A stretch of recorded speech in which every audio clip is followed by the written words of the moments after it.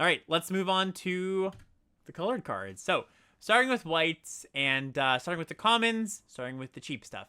Jolted Awake is our first white common here. Single white mana for a sorcery. It says choose up to one target artifact or creature card in your graveyard. Then you get 2 energy counters. Then you may pay an amount of energy equal to that card's mana value. If you do, return to the battlefield. Return from the graveyard to the battlefield. This card also has cycling for 2 mana. Yeah, so very similar to Unearth, Mm-hmm. except you need to pay an extra energy to make it actual Unearth for a 3 CMC thing. Yep. I'm not super high on this. Mm-hmm. Do you like this card? No, it seems okay. Like you generally Unearth style effects, like Reanimate, a really cheap thing, tend to be a little bit more constructed focused. Just you can really build your deck around them. I think there's actually some pretty good cheap things that we saw to Reanimate, but it's going to be like a filler slot in your deck. It's not going to be like, ooh, this is a really good Jolted Awake deck. So like a D plus Yeah, type of thing? D plus for Jolted Awake. I like that. Yeah, that's where I kind of am too. Because often in the decks that you want to bring back cheap stuff, you don't want to have a card that's stuck in your hand. Mm-hmm. Yep. Like you want to just have a combat trick or a removal spell or another creature to push through. Exactly. And one thing to note about like cycling and high powered sets is it hurts slightly more because people are just doing a little bit more with a little bit less mana. And anytime you have to be like, well, I'm going to cycle this card for 2 whole mana, like you can really feel the effects of that. All right, what's up next? Mandibular Kite, single white mana for an artifact equipment. It has Living Weapon, which means it comes with a 0/0 black germ that's attached to this. Equipped creature gets +1/+1 and has flying, and equips for 3 and a white. So if you do move the equipment off of this, your germ will die, but it's still, of course, an upside to have, and you do get the 1/1 up front with flying. I do like me a 1 mana 1/1 flyer, and this is a pretty good one. It's got some upside. It's got the instantly I'm a 1 mana 1/1 modified creature. It's got the move me around and I can help you win the game. Sometimes you are just gonna make a giant creature in these modified decks. Yeah, very gluey card. It Yeah. feels like it kind of goes in everything, and we talked about even the white-black uncommon that puts 2 counters on something. I said you can put it on a 1-drop. Like, this is the perfect candidate for that. Ooh, if you move, you won't trigger like a death trigger on a modified creature if you move this, right? Like if you move a living weapon off of something, it dies because it's no longer modified. Yeah, so just watch out for that. Yeah, I like this card. I think it's gonna be like good and just like even like a white based energy aggro deck. I don't think it's gonna be the worst card. It's gonna be a fine card there. Yeah, I mean, the white pairs, like white-blue is based around flyers, which this is. White-black is modified creatures, which this is. White-green is modified creature, and then white-red is, aggressive cards, which I think this just goes in everything. I think it's just like a C+. Yep, I agree. C plus for Mandibular Kite. Next up is Dog Umbra. It's 1 and a white for a flash aura, enchants creature. And as long as another player controls enchanted creature, it can't attack or block. Otherwise, Dog Umbra has Umbra Armor, which means if the enchanted creature would be destroyed, instead remove all damage from it and destroy this aura. Yeah, another renamed ability. This used to be Totem Armor, I believe. Totem Armor from Raz the Eldrazi. Yeah. Cool split card of like instant speed, pacifism, and protection spell. Yeah, it is kind of like a true split card. Like I do think you'll play it maybe like, I don't know, 60-40? 60-40, Yeah. 70-30 in favor of the pacifism. And it kind of doesn't do either ability that well. Right. Yeah, we always talk. I honestly don't like. I don't know with this one, to be honest. No, I don't love it. We always talk about how the downsides of pacifisms, and those downsides of creatures sticking around that have good activated abilities or good just static abilities, things being able to get bounced to your hand, sacrifice. Those downsides are even more noticeable in these Modern Horizon sets because there's just more cards that have good abilities. So this is like a thing to put in on a giant Eldrazi, and you're like, all right, I locked that down. But it's not really something. It's just like, I'm falling behind. I need to lock down their 3-drop. You're probably gonna get punished for that a good amount of the time. Yeah, and then the protection is like not that effective of a trick. Like you don't want to just use this to modify something. I was thinking like very low confidence C minus. Yeah, I was gonna give it a C. Like I think for aggressive decks, like the aggressive decks are gonna find this fine as a removal spell. They care a little bit less about all that stuff because they're just gonna end the game, and hopefully your opponent's not gonna do that stuff that punishes you for it. So I like the C for Dog Umbra. I do think, I mean, well, these monologues are always going to be longer early on, but this might be a good time for me to talk about this anyways. For sure. So I do think that the trend of is removal good or not, right? Like we saw Murder perform way better in OTJ than in MKM. Mm-hmm. I think a lot of it has to do with the density of busted rares, Yes, agree with right? that. So Vow, for example, the 3 mana arrest performed excellently, and then it didn't a couple sets later. Vow had a ton of broken rares. OTJ, Murder was a card you never cut, a ton of broken rares. This set, not only does it not have a ton of broken rares, but a lot of the things you want to be doing are like engine-based synergy things. Mm-hmm. So in those types of decks, if you're including a removal spell, if it's over a piece that like creates energy or modifies one of your creature or pushes damage, I do think this is going to be a set where removal is back to being not as good. So there's some excellent removal spells that I still do pretty well. But any of these like medium removal spells, I think they're going to be worse than expected. Yes, I think so too. Yeah, I think usually, to break up synergies with removal, which is something else like that removal is good for in these kind of sets, you want to get rid of that thing so it's not sticking on the battlefield. But good point, good spot to monologue, I think. you picked your spot well. Very, very nicely into the next card. Yeah, next up, we got Expel the Unworthy. 1 and a white for a sorcery. It's got Kicker for 2 and a white. Choose target creature with mana value 3 or less. If this spell was kicked, instead choose target creature, so just choose anything. Exile the chosen creature, then its controller gains life equal to that creature's mana value. So this card is pretty bad. Mm-hmm. I will still say that I think there's a deck for this that'll come up every once in a while. Okay. There's like most white cards are like somewhat aggressive in modifying or pushing damage or creating energy or whatever. But there's a few like uncommons that are some weird grindy white cards. And I think there could be like once a format type of draft thing, or maybe every day if your name is Sam Black type of thing, where just having an efficiently costed removal spell is going to make your deck because you've got so many engines that you don't care about the life gain and the inefficiency going into the late game. Mm-hmm. Yeah, I can see it, but it's a good point to make. Just like this isn't just a generically good removal spell. I think it might read like that to some people. Yeah, like I think this is like a D. Yep, I was gonna give Expel the Unworthy a D too. Very good art though. Okay. The art is not a D. All right, what's up next? Next we have Hexgold Slith. 1 and a white for a 2/1. Enters the battlefield, you get 2 energy. When it attacks, you may pay 2 energy. If you do, it gains first strike until end of turn.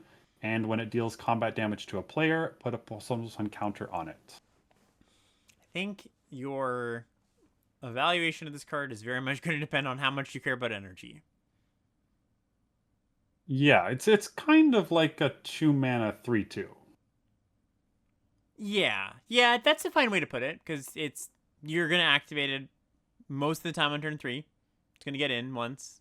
You're not often gonna want to keep doing it, but yeah, split card. Yeah, and if you like play this and block and trade off with something, and it leaves behind the 2 energy, like that's also fine. Right.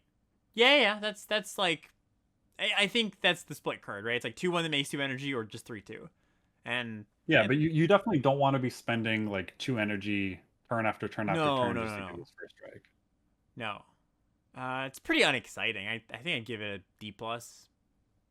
A D plus? Maybe a C minus. I was gonna go C minus. Yeah. C minus. I agree with that. Our next one is our first instance of Bestow. Bestow is actually one of my favorite mechanics. So this is Nyxborn Unicorn. It's 1 and a white for a 2/2 enchantment creature. And Bestow says, if you cast this card for its Bestow cost, it's an aura spell with enchant creature. It becomes a creature again when it's not attached. The Bestow cost in this case is 3 and a white. So the way Bestow plays is actually let me read the rest of the card here. It's got Mentor, which is another mechanic.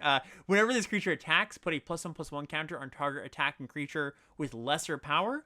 The enchanted creature gets +2/+2 and has Mentor. So the way Bestow works is you could just play this as a 2-mana 2/2, totally fine with Mentor. But you could also bestow it to turn it into an aura instead for usually a more expensive cost. When that creature dies or leaves the battlefield that was enchanted, this will fall off and then become a creature.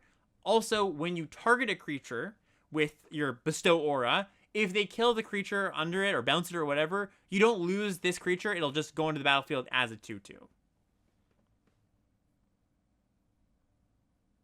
And of course, helping the modified theme here as White's kind of thing it's adding is these enchantment creatures. Cool card. So I see this as a very unexciting 2-drop, but a potentially quite powerful bestow. Like you want to be bestowing this every time, basically. Yes, definitely. Yeah, making like a 4-power mentor creature is really nice. Especially if you get like one clean attack. Like the thing with mentor was always if you get in 2 attacks and get 2 counters on something or 2 things, you really feel like you did it. If you get 1, totally fine too. So just the curve of like play a 2, play a 3, suit up your whatever one you want to not grow, put a counter on something. Your opponent now has 2 pretty big threats to deal with, and when they deal with this one, you get a 2/2 again. Like, that's pretty good. Plus being an enchantment creature, modified creature, like all those things that care about that.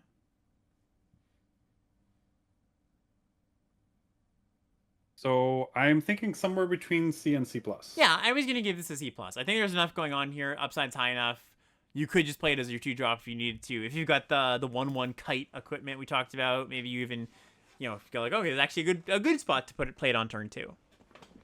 So yeah, I like C+. Because then you can not only attack with it on turn 3 and mentor, but then on turn 4 you can move the equipment back to the 2/2 and get another counter on it. Exactly. Yeah, you said like not a great 2-drop, and like I mostly agree with that, but I will point out that there are a lot of ways to just modify this thing, make it bigger, so they can then mentor smaller things as the game goes on. Yeah, and there's like Eldrazi spawn and other creatures that are going to be small that you could mentor onto potentially. So yeah, you're right. I'm underselling the 2-drop side of this for sure. Cool. All right, C+ then. I can even see coming up on it a little bit. All right, what's next? Raven Charm, 1 and a white for an instant. Choose 1. Either it deals damage equal to twice the number of creatures you control to target creature, or destroy target enchantment, or exile any number of target players' graveyards. Yeah, cool. This is, I think, the best removal spell of the bunch that we've seen so far. Gets thing out. Still not like amazing though, right? No, but it's fine. Like the deals twice. Like this is gonna deal 4 damage most of the time in the early game. Yeah, like 1 and a white, deal 4 damage to a creature is good. I am just still not that high on this though.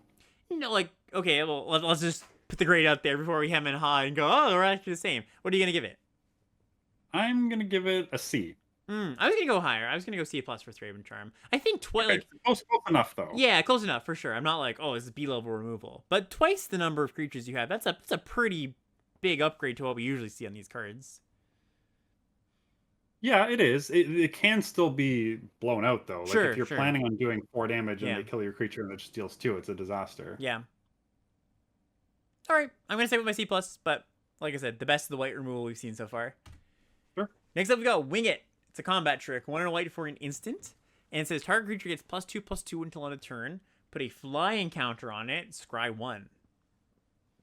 Yeah, I like this thing. Yeah. Modifies your creature, sends it in for the last few points of damage. Scry 1's always kind of nice. It's a good trick. Yeah, this is, and there's not a lot of tricks in this set either, so it might be a little bit telegraphed, but I think a lot of time your opponent's not going to be able to like do much about it. Yeah, win a combat, set up your next draw, make something modified that has to be dealt with. Yeah, I'll just give it a C. I will go C+. Okay, I like this more than the removal spell. Inspired Inventor is up next. 1 and a white, 2 and a white for a 2/2. When it enters the battlefield, you choose 1. Either get 3 energy counters, or you get a +1/+1 counter on target creature, or you make a 1/1 colorless servo artifact creature token. Yeah, so the base power best ability is to create the Mm-hmm. servo, but the synergy options Yeah. make this quite a flexible card. Yeah, I like that. That there's like there's a clear you're gonna want to do this one most often, but if you're care about energy or care about modified, you're gonna pick the other one sometimes. It's pretty good. Are you cutting these from white decks? Is this just like a C plus type of thing? Yeah, I think you're gonna rarely gonna cut this from a white deck, so I'll give it a C plus. Okay. All right, what's next? Next we have Solstice Zealot. 2 and a white for a 2/3. When it enters the battlefield, you get 2 energy, and you can tap it and pay an energy to tap target creature.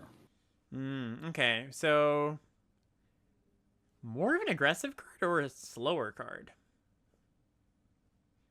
Well, I don't think you're ever going to get enough energy to keep doing this turn after turn after turn. Mm-hmm.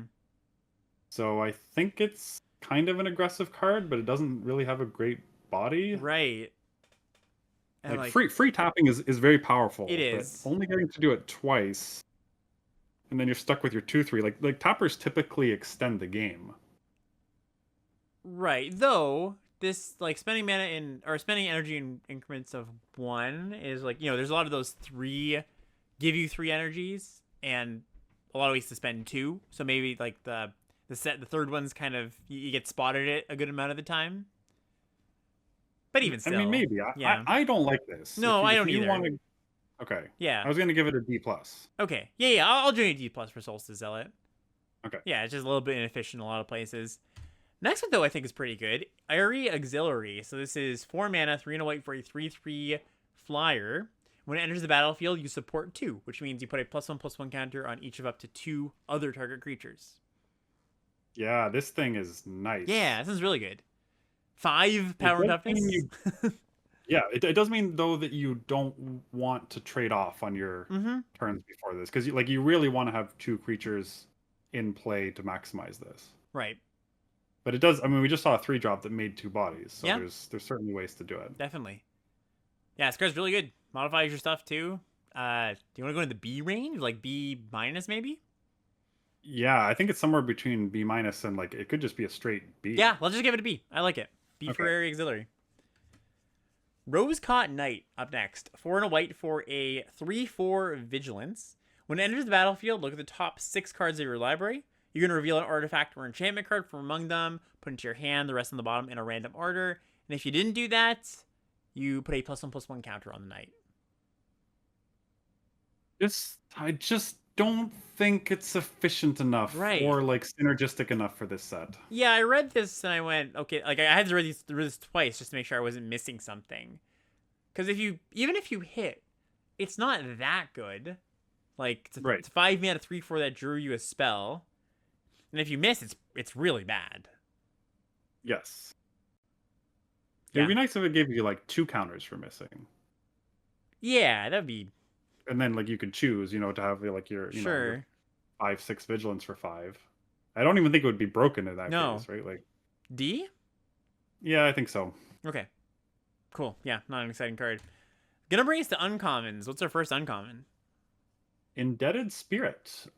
Single white mana for a 1/1. It has Afterlife 1, which means when it's put into a graveyard from the battlefield, create a 1/1 white and black spirit token with flying. But it also has Bestow for 2 and a white. And if you bestow, the enchanted creature gets +1/+1 and has Afterlife 1 as well. Yeah. So Afterlife 1 is pretty good. Just making a flying spirit when the thing dies. The So like let's just think of a natural curve of play a 1, bestow this. Or sorry, play a 2, bestow this. You have a 3/3 attacking that your opponent is not going to be that happy about interacting with. You get a 1/1, then you get another one later. Seems okay. Yeah, I mean but am I blanking on the name of that thing? The one that dies, Doom Traveler, right? It's just Yeah, better as it's a better Doom Traveler, exactly. I like this card. I think it's good. Yeah, no, I'm talking myself up a little bit or thinking myself up as I'm looking at it more. I think it's just okay, but I think that curve I just described is just good. I don't think there's a problem with that. C plus? Like for 3 mana, you're getting 4/4 worth of stats, right? Mm-hmm. Across three bodies, kind of across 3.5 bodies. Yeah. Maybe it's even better than that. I'm like, yeah, I'm talking myself up even more. Or I guess you are. What do you want to give it? I was gonna start in like the C plus range, but I can see it creeping into B minus. Yeah, I was gonna give it a B minus. Okay, yeah, I'll join you there. I like Indebted Okay, Spirit. sweet. After some thinking and some Mark talking in my ear. Next up, we've got Static Prison. So this is a single white mana for an enchantment. When it enters the battlefield, exile target non-land permanent and opponent controls until Static Prison leaves the battlefield. You get 2 energy. And it says at the beginning, so if it was just that, it'd be fantastic. Just an Oblivion Ring for 1 mana. But at the beginning of pre-combat main phase, your pre-combat main phase, you have to sacrifice the prison unless you pay an energy. So for those who played with Princess Takes Flight and didn't happen to draw one of their bargain cards, this is a real downside. Yes, definitely. Although, I do think that if you are putting this in an energy deck, there's more ways to keep this around. Like, you're not going to be like, where's my card that enables this? As often. Yeah, but I do think, like, if you play this, you're planning on ending the game within 1 to 3 turns. Right, it's an aggressive card, for sure. You need to think of it like that. If that's the case, though, this card goes from unplayable in 90% of decks to, like, extremely good. Absolutely. Yeah, it's almost a synergy card because you just, I mean, I think it is just a synergy card. You can't throw it anything. So. Like, you have to be both care about energy to some degree or be aggressive to some degree, ideally both. If you're there, it's great. It's like a B. Yeah, I would go, because you still kind of need to ask this on a later turn, right? So it's not that flexible. But actually, you know what? Yeah, Synergy B sounds right to me. Okay. Yeah. But really bad, like D minus level if you're not there, I think. Yes. Charitable Levy is up next. This is 1 and a white for an enchantment. Non-creature spells cost 1 more. Whenever a player casts a non-creature spell, put a collection counter on Charitable Levy. Then if there are 3 or more collection counters on it, sacrifice it, and if you do, draw a card, and you may search your library for a Plains card, put it on the battlefield tapped, then shuffle. F? What a reward. What a reward. Yeah. Let's go to the next one. Yeah, great. Okay. What's up next? Glyph Elemental. 1 and a white for a 2/2 creature. It has landfall. Whenever a land enters the battlefield under your control, put +1/+1 counter on Glyph Elemental. It also has Bestow for 1 and a white. And enchanted creature gets +1/+1 for each +1/+1 counter on Glyph Elemental. And I didn't mention it with this one or the last one, but all the Bestow creatures are enchantment creatures. Yeah, it's just like modify your modified stuff. Yeah, this is a cool way of implementing this, where just like when you cast it as an aura, the aura actually gets the counters, and then when it falls off, it keeps them. Card's good. Card is, well, okay. What do you want to give this thing? I was gonna give this like a B. I think when you play it on 2, it's a real threat. When you bestow it, it's a little bit awkward as you bestow it because you're not. I mean, it's, but when you bestow, it's gonna be fine. It's going to grow some amount. It's gonna modify your creature. I think mostly it's a good 2-drop though. I think B is underselling this card. Okay.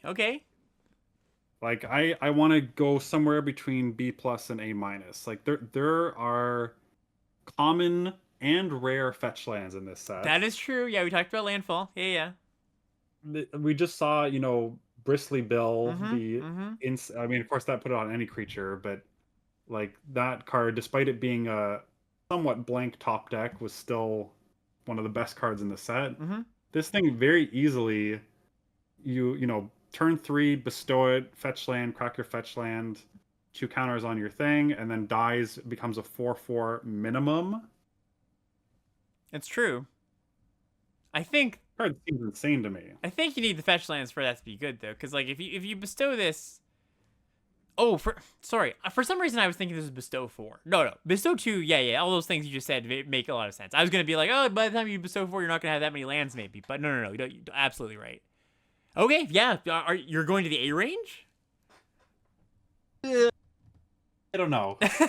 Somewhere between B plus and A minus. I guess I'll go B plus to be conservative. But I think Yeah, this, yeah, I think it's worth talking about this card as a potential A level for card. sure. Okay, I'm gonna stick with the B plus as well, but it's a good one. Next up, we've Okay, got I talked you up to B plus. yeah. Sorry, I'll go with the B Okay, okay. plus. Metastatic Evangel.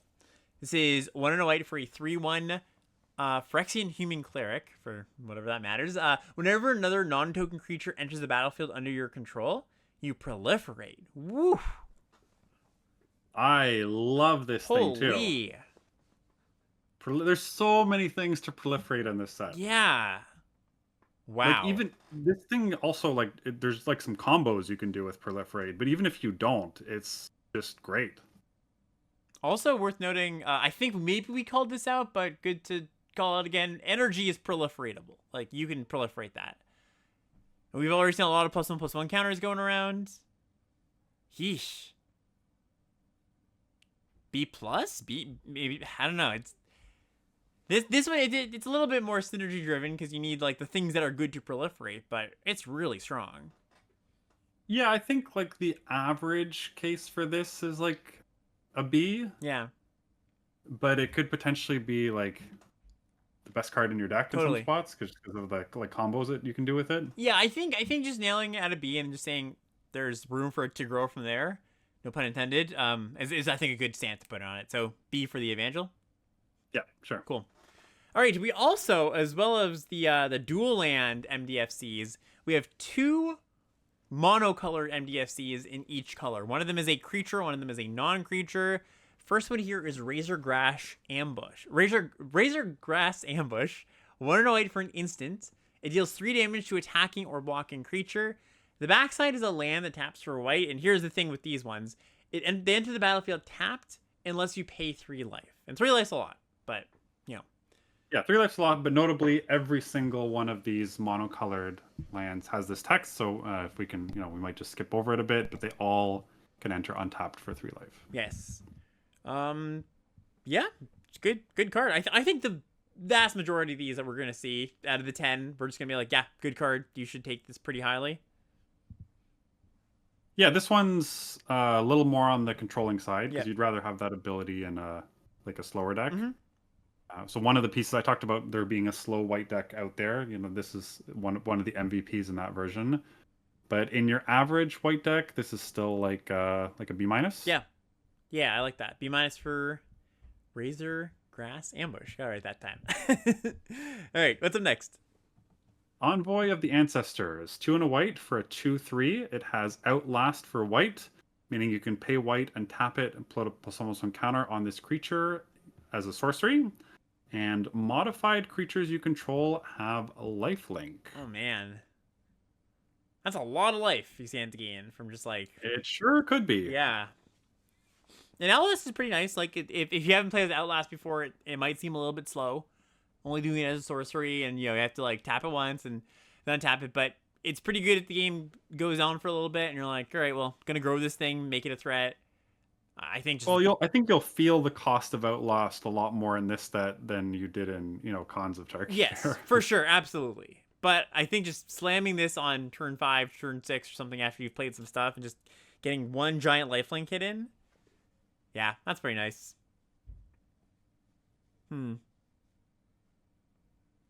B minus? Yeah, I was thinking B minus. Yeah. Okay, Yep. B minus for Envoy of the Ancestors. So we've got a card that chat's been going crazy about, just like talking about the combos, or I should say specific members of chat. It's an interesting one to talk about. This is Essence Reliquary. 2 and a white for an artifact. Tap it to return another target permanent you control and all auras you control attached to it to their owner's hand. Activate this only during your turn. So you bounce something you control. That's all. What say you about this card? The Sam's Week 5 podcast right here. Yeah, basically. You keep mentioning him, but there are a lot of cards that you're like, oh yeah, I bet you he could do something with this. Yeah, you just like bounce all your value things, recast them. This is the kind of set that this type of stuff is rewarded in for because, or it's is rewarded in because you can have cheaper interaction to not die. Like in this kind of card in a lot of standard sets, it might be just a little bit too clunky because you can't consistently keep yourself alive, have other good engine pieces. They might cut down a little bit on the number of enter the battlefield effects that are in a normal set. So this is the kind of card that excels in Modern Horizon-esque sets. And I don't feel comfortable being like, or not that I don't feel comfortable, but I can't give you a full exhaustive list of things that it's good with. But keep your eye out for it. I think it's a card that reads like, why would I ever want that? But it's like a value generating engine with the right cards. Yeah, so you probably want like 4 or 5 cards that really go off with this thing in order Mm-hmm. to play it. Mm-hmm. But notably, there are a bunch of like sagas that'll you can reset with. Like, it's not just creatures it returns. Right. It can return even your MDFCs. It can return your land, and then you can cast the spell side. Mm-hmm. There's a bunch of ETBs that it has to do with on creatures. So I do think there's going to be some sweet decks for this. This is one Yes. of the less linear cards in the set. For sure. But in the average deck, it's going to be unplayable. So I'm going to give it like a D plus type of thing. And this is very much a our words matter more than the grade kind of card, because the range of this card is going to be massive. I'll join you there for now, but actually, I'm gonna give it the. I know this is gonna be a card we talk about a lot, so I'm gonna give it the Synergy C plus, because I know there's gonna be spots for this card, and you're not really gonna play it otherwise. So Okay, but yeah, I do expect the 17 land stats on this card to be like in the 40s or low yes, 50s. agree, definitely agree. Okay, what do we have next? Next is Muster the Departed. 2 and a white for an enchantment. When it enters the battlefield, create a 1/1 spirit with flying. And it has Morbid, which means at the beginning of your end step, if a creature died this turn, you can populate, which means create a token that's a copy of a creature token you control. Yeah, interesting. So Morbid, classically harder to enable than you might think. Yes. There are some number of sacrifice outlets that can help you with that. So you're paying 3 mana for a 1/1 flyer. That's bad. If you get another one, like if this was just 2 mana or 3 mana to make 2 1/1 flyers, that would be good but not amazing. I think this card is mostly not good, but once in a while you're gonna have a deck that has a lot of ways to trigger this and a lot of good tokens to make. Yeah, notably, like, even if you trade something in combat and you're like, oh, I did it, like post combat, play this and make a 1/1. Mm-hmm. If your opponent has like a shock or whatever, Yeah. like they shut down the entire Right. engine. Like, Yeah, I think that's the thing people always go do when they think about like this making this card work. Is like, oh, you just trade off post combat. Sometimes they don't want to trade. Sometimes they're just like, sure, I'll take the damage in the early game. So and it does like nothing on defense. I think this one's pretty bad. Yeah. I think this one's like a D minus maybe. I was gonna go D minus. Okay, yeah, I'll join you there. We've got Proud Pack Rhino up next. 3 mana, 2 and a white for a 3/3. When it ETBs, you choose one. Either you proliferate, or you put a shield counter on target permanent. And for those who did not have the pleasure of playing Streets of New Capenna, shield counters are, if this would be dealt damage or destroyed, remove a shield counter instead. So just imagine playing your 2-drop proliferate thing into this. Oh, yeah, that's a nice one. Because shield counters do stack, so... Yeah. There's some sweet things with this Rhino. I think this card's really good. Even just like playing a 2, making your 2-drop shield countered, attacking, your opponent goes, well, I can't really block that anymore. Or just making a 3, let's just baseline it completely. 3/3 shield counter. That's a good card. Yes. Yeah. No, the card's great. And it's modified while it has the Yeah, shield counter. exactly. So, yeah. Want to give it a B? Yeah, I want to give it a B. Cool. All right, what's next? Guardian of the Forgotten. 3 and a white for a 4/4 with vigilance. Whenever a modified creature you control dies, manifest the top card of your library. Which means manifesting is basically putting the top card of your library onto the battlefield face down as a 2/2 creature, and you can flip it up if it's a creature for its mana cost at any time. Yeah, it's like cloaking from MKM basically, but yeah, that's obviously not cloaking without the ward too. Yeah, exactly. This is a hard one to evaluate, I think, because it's the classic 4 mana 4/4 no enter the battlefield effects, gets trades down with opponent's removal. But if it doesn't go answered, your stuff's really difficult to deal with. I don't know. What do you think about this? Is this maybe it's a piece for the black white decks where you're like actively sacrificing things? I like this thing a lot until I noticed how many ways red had to deal exactly 4 4? damage. Yeah. Yeah, that's a problem. Like, there's so many clean answers to this that mostly cost less than it.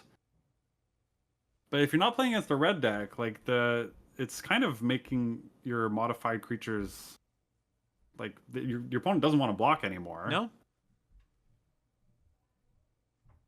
I think this card's okay.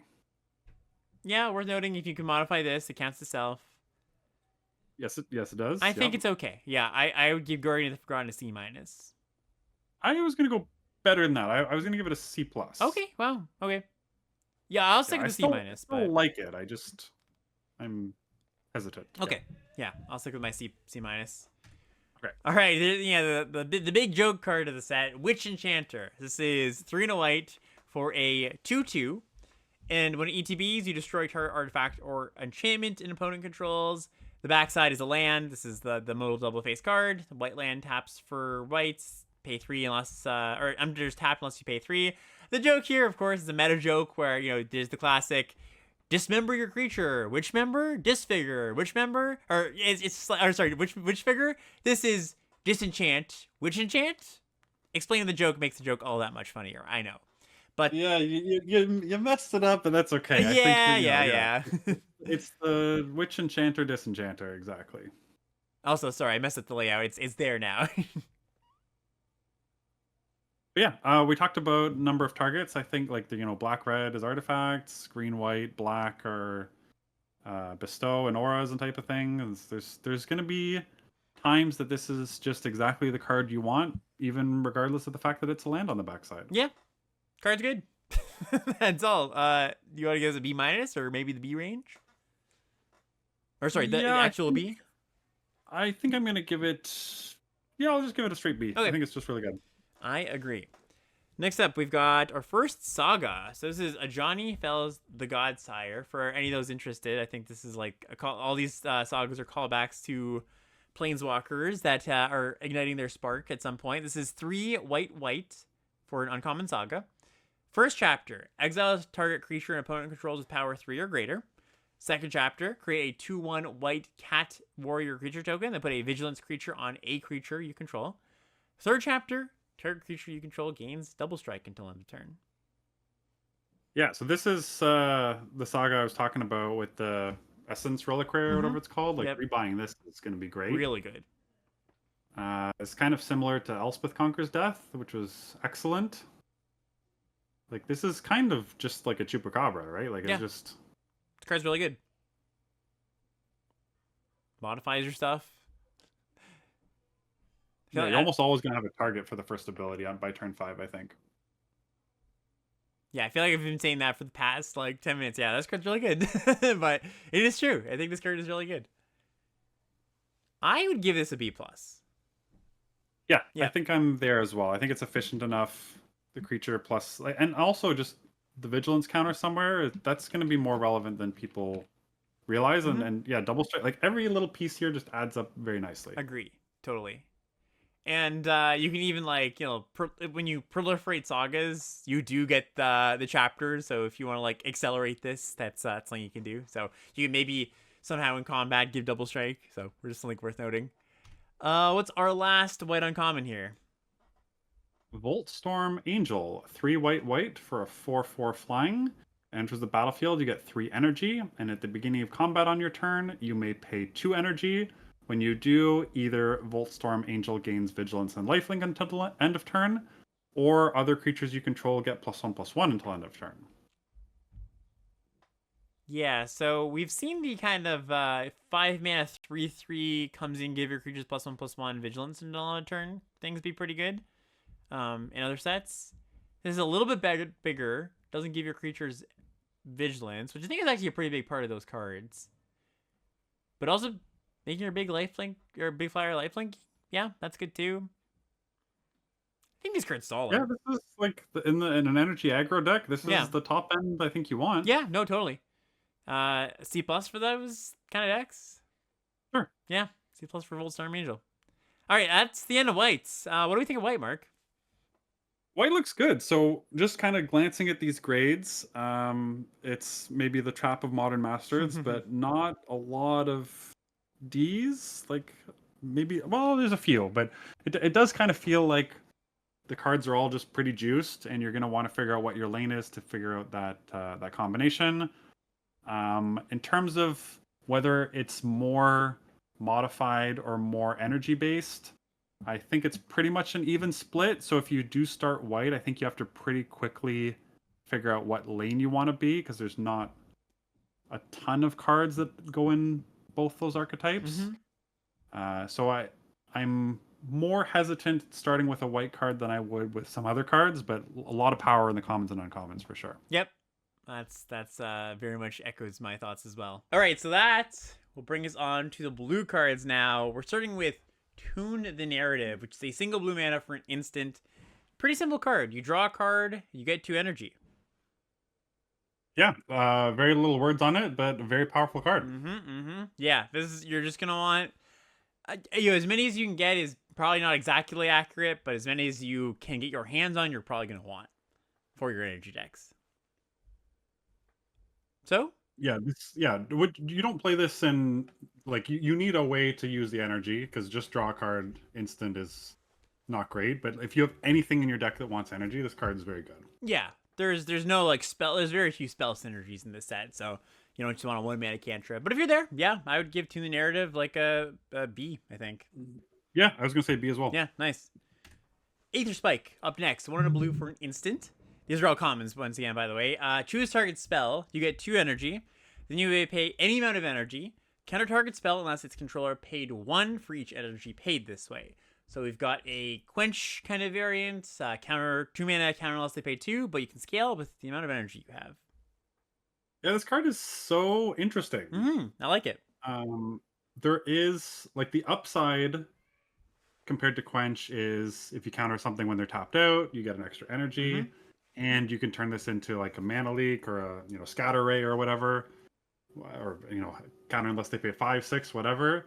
There are, however, a couple of downsides to this. One is that all of the Eldrazi creature are cast triggers. Right, yeah. So you're not stopping that. And the second one is that in a lot of spots, your opponents are going to be incentivized to tap all of their lands to cast a spell, but still potentially have some Eldrazi spawn lying around. Right, that's true. Yeah. So if your opponent has, 2 Eldrazi spawn, then all of a sudden you need, if you want to actually counter it, you need to force them to pay 3, and which means you're going to need an extra energy from somewhere for this. That being said, I still think it washes out to being like pretty good. Yeah, I was gonna say I think those downsides are it probably ends up to being like slightly net positive for you as the caster of this card. C plus for Aether Spike. Yeah, I could even see it being higher than that, but I think C plus is like a nice conservative spot for it. I like it. All right, what's up next? Sage of the Unknowable. 1 and a blue for a 0/4. You can tap it to add colorless mana. Spend this only to cast a colorless spell or to activate an ability. So it's a source of colorless mana for what it's worth. Mostly just a blue-greenish ramp card, right? I don't really think like yeah. And you're I think you'll be happy with these in blue green. Yeah, I was gonna say, and you're just happy to have it in that deck. Just 2 mana ramp spell. But due to the limitations of archetypes, I think it's still safe to give this like a D plus type of thing. I'm in for D plus for Sages and Noble. Sweet. Up next is Tempest Harvesters. This is 1 and a blue for a 2/1 ETB, 2 energy, and you can tap it to pay an energy to draw a card and discard a card. So you get to pay 1 to loot. Old Axiom Engraver here. Yeah, true. I didn't even think of that comparison.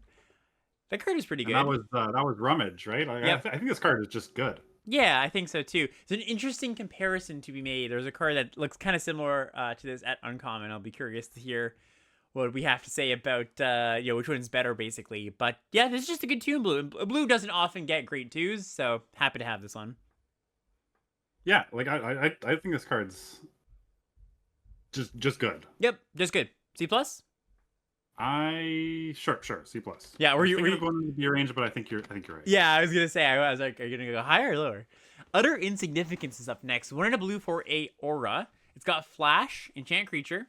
Enchanted creature loses all abilities and has base power and toughness 1/1. You can also pay 2 and a colorless to exile the enchanted creature. All the things we said about removal, I think apply here. Like this is not a premium removal spell, and as Mm-mm. such, it's kind of fillery. It is still decent. Like we saw, what was it? Sleep with the Fishes just be the front side of this Uh, without the ability to exile. Slave of the Fish is the one that came with a 1/1 token. Okay, not that one then. Oh, Anyways, yeah. There's been cards pretty similar. It's almost, you know what this is like cooped up, right, from Wilds of Eldraine. eaten by piranhas. Thank you, Eaten chat. by Yes. piranhas. Sure. Okay. Yeah. Gotcha. Yeah, and just like cooped up, if you have, if you have that white thing that bounces your permanents, you can do the old stack the exile, bounce Mm-hmm. it, and exile the creature trick. That's cool. That's cool. Yeah, it's playable, right? Like it's gonna be okay. I don't think you should ever prioritize it really, but if you need an interaction spell, you're low on it, you can play it. So it's probably like a D plus. I was gonna go C minus. I Okay. think it's like okay, but Yeah. yeah, D plus sounds good. Electrozoa up next. 3 and a blue, or sorry, 2 and a blue for a 3/1 flash flyer. When it ETBs, you get 2 energy. At the beginning of your pre-combat main phase, you tap the Electrozoa unless you pay an energy. That's a big downside. It is. But you can just cast it as like a removal spell of sorts. Just, kill a 3 toughness, or yeah, 3 toughness creature in combat, hopefully. Blue is just Yeah, but that's like not what you want to be paying for that. no. Like 2 and a blue, deal 3 damage to an attacking creature, get 2 energy is Yeah. still not a good card. No, this seems more like a cute design than an actual card that adds that much to your limited deck. Yeah, I think this card's just bad. A D? Yeah. Yeah. All right, agree with that. Here's one that's good though. Serum Visionary. It's 2 and a blue for a 2/2. When it ETBs, you cast Serum Visions. You draw a card and scry 2. Not necessarily very synergistic. Like it's, there's no energy, there's no modified, there's no, Eldrazi, colorless, whatever. But just a solid card. Yeah, I think you're going to be happy to take this card early because no matter what blue deck you're in, you're going to be just like, yeah, that's good. B minus? I think the fact that it doesn't have any synergy is a real downside? knock against it. Okay. Yeah, I was just gonna go like C plus. Okay, fine. Yeah, I'll stick with my B minus. Okay. Corrupted Shapeshifter. This one is a little strange. This is 3 and a blue for a Devoid Eldrazi. It's a star because when it enters the battlefield, you choose it to either be a 3/3 flyer, a 2/5 vigilance, or an 0/12 defender. None of those are great. Weird. None of them are great, and even if you do want the 0/12 because your opponent has like a huge 6/6, attacker, yeah. a lot of the attackers have Annihilator. Right, yeah. Ugh. So you're not even like getting anywhere with it, right? Like I think this is like pretty bad. I think you hope not to play this card. yeah, the only spot I want this is in the like when the fact that it's devoid is really important. Right. To which like even we saw the 2-drop that adds for colorless that you can only spend on colorless mana. Like playing a 3/3 flyer on turn 3 or a 2/5 vigilance on turn 3 is solid. But yeah, I'm gonna give this like a D. Yeah, I was gonna give it a D too. D for Corrupted Shapeshifter. What's up next? Next we have Deem Inferior. 3 and a blue for a sorcery, but the spell costs 1 less to cast for each card you've drawn this turn. So it's a sorcery, it'll cost 3 or less. And the owner of target non-land permanent puts it into their library, second from the top or on the bottom. Yeah, so we've already seen a few little things, right? On turn 5, you can Serum Visionary into this. With Attune the Narrative, you can cast that and just effectively cast your Attune the Narrative for free. I think it's a good effect. Like, the second from the top is usually pretty good. Much better than on the top. There's also the blue black, draw 3 Mm-hmm. theme. So if you're trying to draw 3, this will cost you 1 mana. Yeah, tap your looter, draw a card, and it adds mana Hmm. for this. Yeah, I think it's a good removal spell. I would give Demon Fury or C plus. Yeah, I think that's fair. Nice. Petrifying Meddler is up next. This is 4 and a blue for a 4/5 Devoid Eldrazi. It's got Reach, so I think this is the first mono blue Reach creature ever. Whenever you cast this spell, you tap up to 1 target creature and put a stun counter on it. It's got a nice butt there. Yeah, 4/5. That magic number 5. yeah. This was good. Yes, I like this thing. Big body, tap something down, Devoid does all that good stuff. Yeah, it loses a bit of value if you don't care about the Eldrazi, the Void side of things, but I still think pretty good in most Yeah, I decks. kind of see this as like in the blue green deck, this is like the bridge Mhm. to your late game. Yeah, And in like a even like in a blue white deck, like if you're aggro flyers, the old Bergstrider sometimes does a real number on offense yeah, too. for real. Yeah, you're gonna cast this on turn 4 sometimes with any number of your ramp things. Yeah, I like Meddler. C plus. C plus? Yeah, Yep, I think cool. All right, we've got Unfathomable Truths. This is a 5 mana, 4 and a blue instant, a Devoid instant. You draw 3 cards and make a spawn token. It's a good rate. yeah, instant on this is great. Yeah. And the fact that it's devoid is also sometimes just going to be really good. Yeah, and the spawn token's nice because when you've drawn a bunch of cards, you either want to make mana or gain life. And this does both of them effectively. You can chump block or make something a little bit cheaper. Yeah, I think like every blue deck wants at least one Mhm. copy of this, and some blue decks will want more than one. Yeah, this might just be like a plan in itself, right? Just like the sort of like we had the from Wilds of Eldraine, the draw 3 make a fairy. That was kind of its own deck. Yeah. I think a common draw 3 you can really build around it, and by building around it by having a bunch of cheap removal and stuff like that. There Ooh. could even be decks that just like splash for just this. Yeah, no, I could totally see that. Which sounds weird if you haven't like built decks that are kind of like that, but I totally agree. Yeah.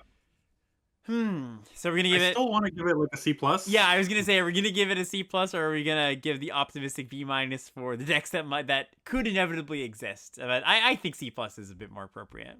Just know that it could be a little bit better. All right, we've got Consigned to Memory, single blue mana for an instant. It's got. Oh, sorry, we're at the uncommons now.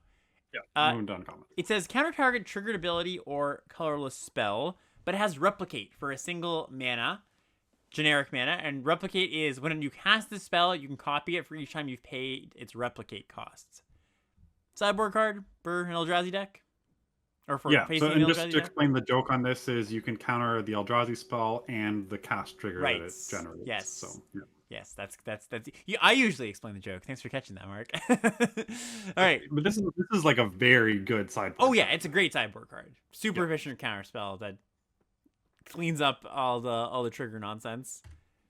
All right, next one. What do we have? Triton Wavebreaker. Blue mana for a 1/1 bestow Merfolk wizard. It has prowess as long as it's a creature, and bestow for 1 and a blue. Enchanted creature gets +1/+1 and has prowess. So the 1 mana version of this card is not very good. No. The bestow version of this card is also not great. I think this is a non-supported card in this set. I think this is a constructed card rather than a limited card. I mostly agree. I would still give it like a D plus. Yes, I agree. Yeah, it would just be much better in some other sets. Yeah. Yeah. Okay. D plus for Triton Wavebreaker. Emrakul's Messenger up next. 1 and a blue for a 2/1 flying devoid creature. When you draw your second card each turn, you make a spawn token. Yeah, so this is really nice to curve into the Serum Visionary. Yeah. You get a nice little 2/3 curve and get your spawn out of it as well. Also really nice with the looter. So, and just like a 2/1 flyer for 2 is already good enough. Somewhat decent baseline. And the fact that it's colorless, there's things that add counters to it. There's things that make it cost less. There's ways to pump mana into it. So I like this card. Yeah, you want to give this a probably just a C plus still though. I think you're not going to trigger that ability too often, and 2/1's good but not amazing. Yeah, I agree with you. Okay, cool. So here's the card I called out a second ago when talking about the looter. This is Royal Cartographer. It says 1 and a blue for a 1/3. It's got landfall, get an energy, tap, pay 6 energy, draw 3 cards. Yeah, so comparing this to the looter, I like this less than the looter. Me too. If you have enough fetch lands, I think it gets close, but I still like the looter more. Yeah, I would agree with that too. Yeah, I think that's just going to be a key thing for most of the landfall cards we've seen. They just get so much better when you have the fetch lands. So, yeah. Actually, fetch lands, not just the common ones, but there are actually 5 allied color fetch lands in the set at rare. So, just worth noting there too. Okay, so what do you want to give this? This is, we gave the other one a C+. plus. Do you want to give this one a C, or still just C+, plus, but slightly worse? No, I'm going to go down to C- for this one. Yeah. Yeah, I think it's just really awkward because if you play it on turn 2, it's pretty good. It's going to fuel your stuff. If you draw it later and don't have the 6 energy, it's just really really poor top deck. Well, also, like the looter, I'm happy to play the looter in any blue deck as a C+, and this card I only playing in the energy deck as a C-. Agree. Also, like, is this, I mean, obviously it's a little bit different. It comes with a body, and it is a 2-drop or whatever, but I think so much of the time you just can pick up the common, the draw 3, and be happier with it generally. Yeah. Yeah. All right, I agree with you. C-. Tameo meets the Story Circle. This is a saga, 1 and a blue. Chapter 1, until your next turn, whenever a creature attacks you or a planeswalker you control, it gets -2, -0 until end of turn. Chapter 2, discard any number of cards, then investigate twice for each card discarded this way. Chapter 3, shuffle up to 3 target cards from your graveyard into your library. Okay. This one's interesting. This one we might spend more than, because we've sped up a lot on the cards, but I think we got to slow it down again for this one. Yeah. So that first ability is pretty good. It's the first ability of what's the one from Neo, the 5 Behold mana. the unspeakable. Yeah, right? It's the unspeakable. Yeah, behold the unspeakable. yeah. And that always really put a damper on your opponent trying to attack you. You're like, wow, it buys you a full turn in most cases. Yeah. And then the second ability is interesting. It it could make you a lot of artifacts for your artifact deck if you cared about that. It loots you away. Like it's not exactly better than looting, but if this is just like loot away any number of things, draw that many cards, it'd be quite good. It's worse than that, I think, but not strictly worse. Obviously, because you get twice back. You're almost always going to want to discard. The majority of the time it'll be 1 card. Very rarely it'll be 2 cards. I'd be surprised if you ever discarded 3 or more cards. Agree. Yeah. I think just blank your opponent's draw step, or sorry, their combat step, or at least close to. Draw, like, discard a card to draw 2 cards at some point. Shuffle 3 of your best spells in. Like, it's good at any point in the game, too, or most points in the game. Obviously, it's not a great actual top deck if you aren't being careful about when you're playing your lands, or you just need to play your lands to cast your spells. Well, the second chapter does trigger after your draw step, so you do get one you get extra look, right? Yeah, for sure. No, it's got a lot to like about it. I do like this card. Okay, I'm going to write down my grade, and then I'm going to ask you what you're giving it. All right, I'm going to give Tameo Meets the Story Circle a B-. A B-. Okay, I wrote down C-. Oh, okay. You like it less than me. I like it enough to put it in the C range, but I definitely don't think every blue deck wants this. So what makes you want it more than other blue decks? If you're controlling enough where you just need the time and like the inevitability, but it doesn't really do anything on the first chapter. You know, like it does, but yeah, I'm just not sold. We can disagree here, which is totally fine. I just think it's going to be a little awkward sometimes. I agree. No, I agree with that. It's also a little bit awkward in the Eldrazi deck because, like, ideally you're pitching lands. You don't really want to do that very often. Okay, you bump me down a little bit. I'll give it a C plus. Put me down for a C plus, but I still like the Okay. card, I think, C more than plus. you. All right, Brain Surge coming up next. 2 and a blue for an instant. Draw 4, then put 2 cards from your hand on top of your library in any order. Yeah, so this is, I mean, keep talking about the fetch lands, Mm-hmm. but this is a nice way to shuffle after you've put 2 back. It triggers your draw 3 stuff for the blue black deck, and it provides a lot of gas at very cheap cost. Yeah, just a big surge, no pun intended, of cards at once. Like if you've never cast a Brainstorm, and you're like, oh okay, like I only go up, I don't go up any cards, it's just a cantrip. But like actually seeing a bunch of cards at once is a big deal. Yeah, card's pretty good. Triggers your draw Yeah, 3 like things. this is a lot better than quick study, right? Like we just saw quick Yes, study a be lot like better. okay. Mm-hmm. This is quite a bit better than quick study. There's a lot of ways to draw cards in blue, which is not a surprise, but you won't be short on card advantage. Right. Yeah. Do you want to give it a C plus? Yeah, I think so. Okay, cool. What's up next? This one's a cool one. Next we have Hope Ender Coatl.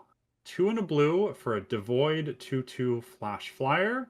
And when you cast this spell, counter target spell an opponent controls unless they pay 1. Oh man, it can be so bad to get gotten by this card. Like it's just really backbreaking. Although all the things you mentioned about the quench variant, the Aether Spike or whatever, like Yes. them paying 1 is gonna happen, or them not having the 1 is gonna happen a little less often with Eldrazi Spawn walking or running around. Yeah, if you cast this and it's just kill an Eldrazi spawn, I think that's still Still good, fine though. exactly. Yeah, Yeah. that's a good point. Which you should do some amount of the time, right? Just like if you have nothing else to do with your mana, generally. Mm. Hmm.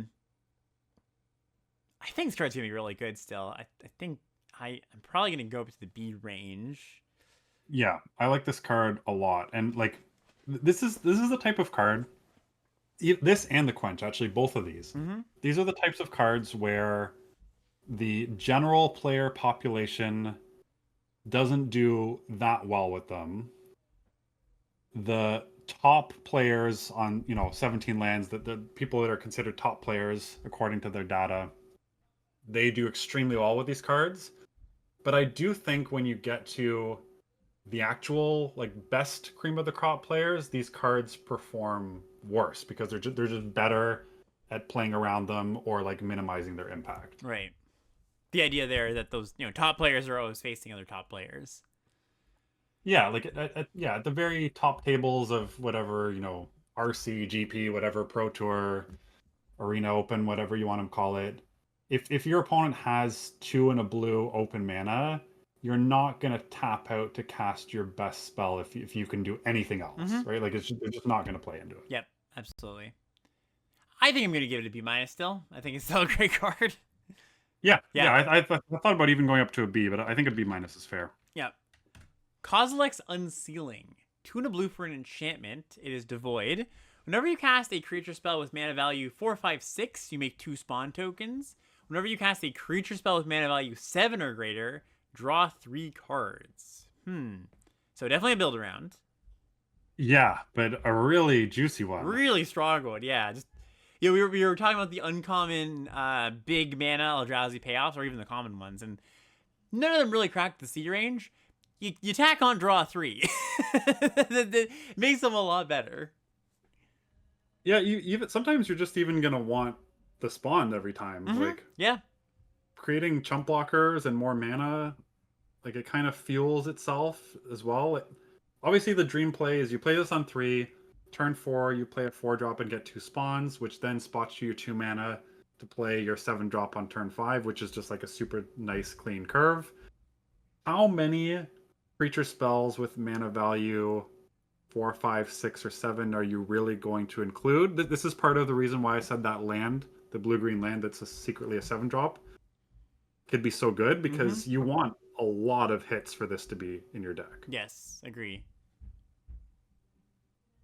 Yeah, because you like have to make up for the fact that you did nothing on turn 3. You have to trigger it at very least by turn 5, and then hope to trigger like a good, like a I don't know, 80% of the time you're casting a 7-drop within the next few turns. And that means a pretty high density of those things.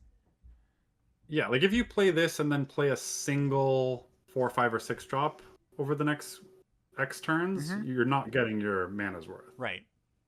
If you play this and then you play a single 7 drop, then as long as it's quickly after, you kind of are though. Mm-hmm. So like if you play this on turn 6 and then play a 7 drop, it's still going to be pretty good. Yeah, just like a delayed draw 3 at that point. Yeah, no, I think the card is good. We're going to have to give it a build around grade, but Yeah, we've spent so many set reviews talking people down from these like slow engine like do nothing on cast yeah, cards, but I do think this one is real. it gives you enough. Yeah. Man, I'm going to give it a higher build around grade. It's tough because I think when you or I play this card, it's going to be very good, right? It's going to be a build around. It's going to be like a B because we have a deck that's good for it. I think when the average player, 17 lands user puts it in their deck, it might not always perform that way. So like and also I think when people draft these kind of cards, they're like, I'm gonna take this card and build around it. You can kind of get what I've noticed is people get tied to them. And they're like, even when their deck doesn't quite get there, they're like, well, I'm still gonna try it out, and it obviously will have poor effects in those kind of spots. So just word of caution on that. But when you get there, I think I'm gonna give it a build around B. Yeah, you can't just skip the board on turns 1 to 3. Right? Like, Yep, that's a big thing too. you cannot. You will die. Mm-hmm. Yeah, I think build around B is fair. Good. I'll join you there. All right. Next, we move on to our creature MDFC for blue, Hydroelectric Specimen. So this is 2 and a blue for a 1/4 flash. When it enters the battlefield, you may change the target instant or sorcery spell with a single target to the specimen. Backside, of course, is the land that enters tapped unless you pay 3. Yeah, unfortunately, it's not any target because if your opponent was bestowing something and you could jump that, like that would be That'd be funny. excellent. But no, so it basically means that your opponent's pump spells get turned off for a turn. Saves your creature from a removal spell. It's okay. Yeah, but so the annoying thing about this is like if you're leaving up 2 and a blue, your opponent's already incentivized to play around a bunch of stuff anyways. Mm-hmm. So they're less likely to just like jam the thing that'll get blown out by this. Right. And a lot of the kill spells are 4 damage, so it's not like you're really getting like if you get someone casting the -3/-3 spell with this, you're gonna feel amazing. Mm-hmm. Yeah. Oh man. But a lot of times this is just gonna be like a counter spell for a targeted instant or sorcery, which is it's very niche. Like the turn you leave the mana open, that might not be the turn they cast their instant or sorcery. So there's a lot of awkwardness with this card. You can still just play it as like a 1/4 creature with flash, but I think it's enough I think awkwardness. it's hard to get somebody with this. Right.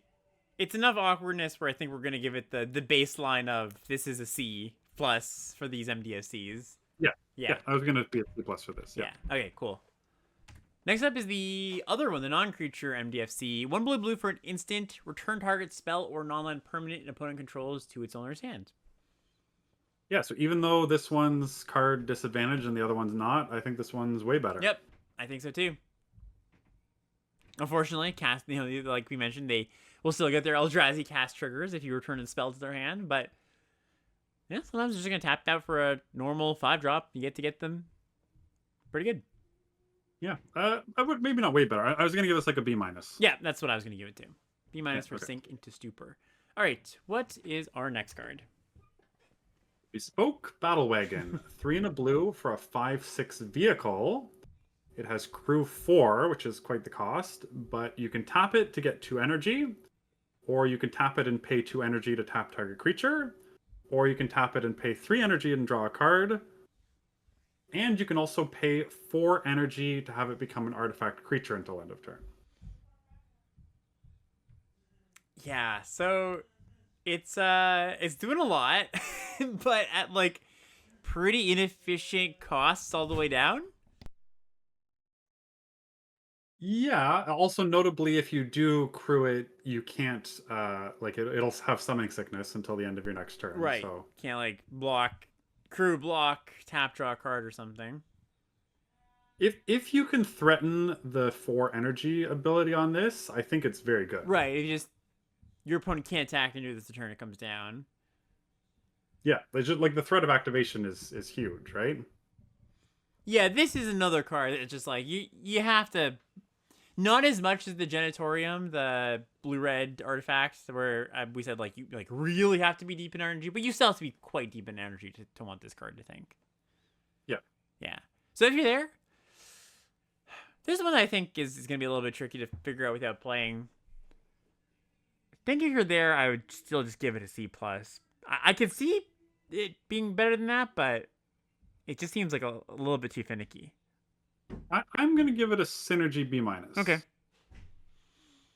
Yeah. Yeah. The Where do you want to go? tap get to energy is nice. I'll give you that. All right. No, I'll join you. I'll join you. B plus, B minus Okay. for Bespoke Battle Wagon. All right. Copy Crook is up next. What 2 blue for a 0/0 shapeshifter. It's a clone, of course. So this is comes in as a copy of any creature on the battlefield, not just yours. And it has whenever this creature attacks, it connives. And for those once again who did not have the pleasure of playing Streets of New Capenna, conniving is drawing a card and then discarding a card. If you discarded a non-land card, you put a counter +1/+1 counter on the creature. Yeah, so true clone, you can copy anything,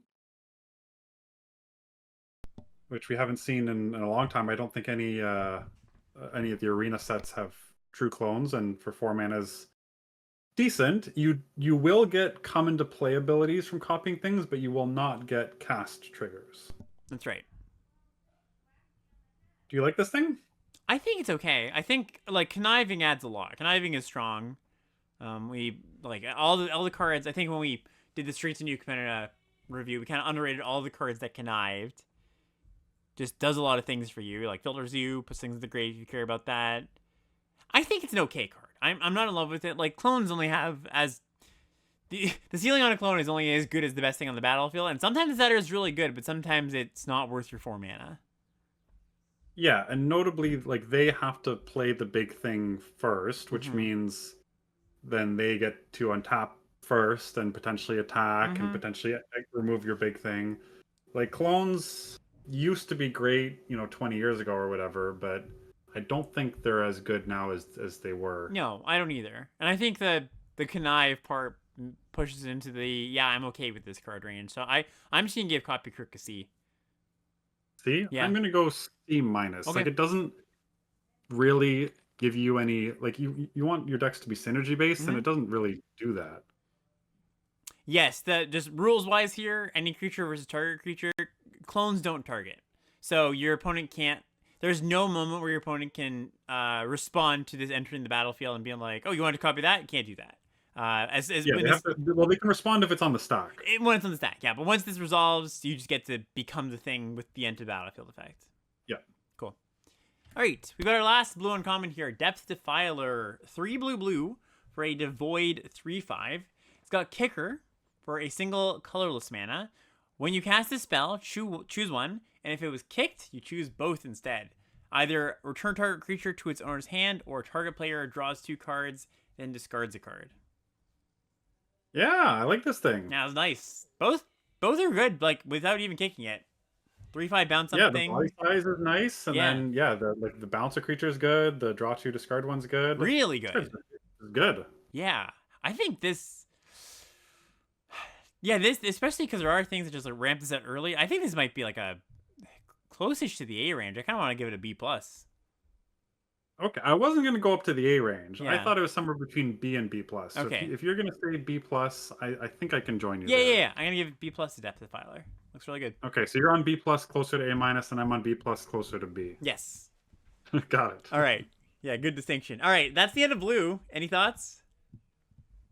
Yeah, blue. So I didn't really realize going through the set how much like draw spells there are. Yeah, me too.